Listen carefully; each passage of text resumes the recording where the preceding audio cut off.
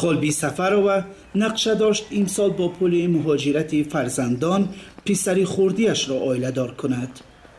فراگیر شدن ویروس در جهان نقشه‌اش را به تأخیر گذاشت. حالا از معاش آموزگاری روز می‌گذراند. بله، فرزند من خدمت وطن مادر کرده ایستاده است.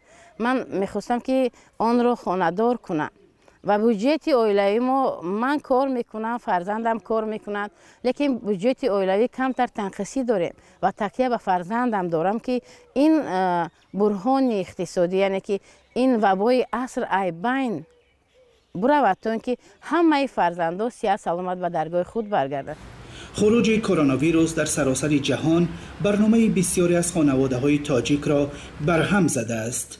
زندگی اکثر خانواده‌ها که از پول مهاجرت میچرخد به کرانتین اعلان شدن در روسیه رنگ دیگر گرفته است.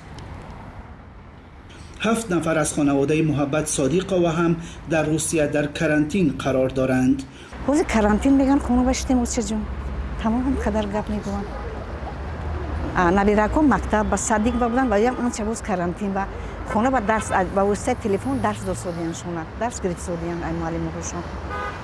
مهاجران تاجیکی با سبب کرانتین در روسیه کار خود را از دست دادند از خانواده‌های خود دیده حالی بهتر ندارند. نه اردای نه یگون چی نیست درم خونه. همین سر زنگ زدن ای خونه گفتن خیلی گفتیم که چی میکنیم ما در اینجا محکمیم نشوه که ما اینجا مثلا نه سون روی کده میتونیم نه برومده میتونیم نه کار کده میتونیم. شکر.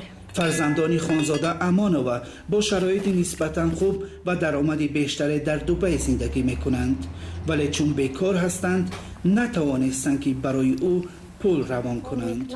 قریب 2 ماه شده است از بیچاره حالی روی کدگی نیست. روی کده نمیتونم برای که ممکن نیست بیرون برومده.